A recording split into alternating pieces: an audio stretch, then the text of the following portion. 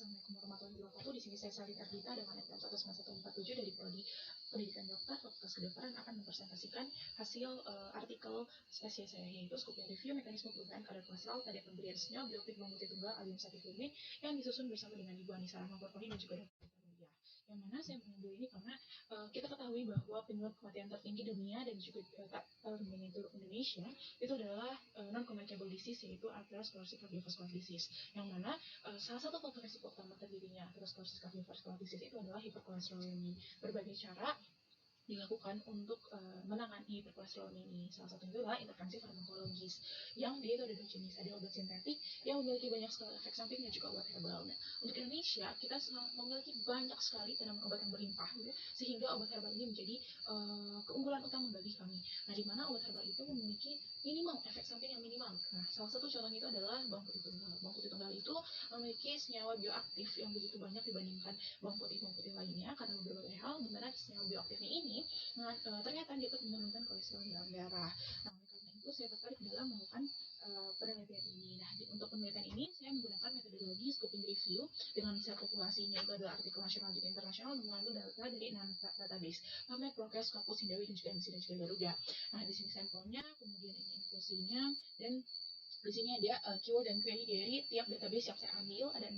Kemudian ini eksklusi dan juga untuk PCOS itu saya ambil population hewan coba intervention itu menggunakan ekstrak bawang putih tunggal dengan comparison senyawa bioaktif ekstrak selain bawang putih tunggal atau senyawa standar ataupun obat yang memberikan efek hiperlipidemik. Dengan outcome itu ada perubahan kadar kolesterol dengan studinya itu menggunakan experimental research. Di sini jadi awalnya saya menemukan 3.179 artikel yang akhirnya setelah disesuaikan itu terdapat 4. Kemudian kita lakukan critical appraisal dan 4 ini lolos critical appraisal. Nah, hasil dan juga pembahasannya itu dari artikel pertama dia ada the influence of plants from the LC family on morphological parameters of the intestine in diabetic rats pada tahun 2021. Kemudian juga ada effect of 3 medical plants extract in experimental diabetes antioxidant enzyme activities and plasma lipid profile in comparison with metformin tahun 2012. Kemudian juga ada antioxidant and hypolipidemic potential of H. garlic extract and its consumption as allele sustain in rats tahun 2015. Dan yang terakhir itu adalah anti-atherosclerosis properties of total saponin of garlic in rats pada tahun 2020.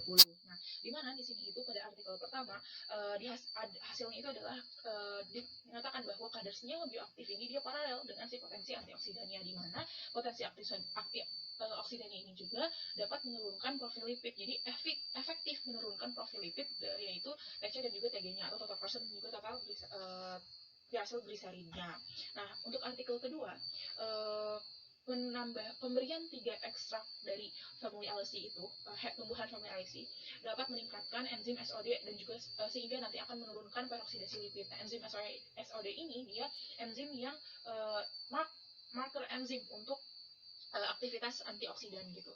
Jadi kalau misalnya dia tinggi, berarti nanti aktivitas antioksidannya juga untuk menginhibit itu dia semakin tinggi gitu, sehingga dapat menurunkan peroksidasi lipid, sehingga nantinya dia dapat menurunkan triglycerid, total kolesterol, dan juga LDL. Kemudian hasil dari pembahasan artikel ketiga itu adalah H.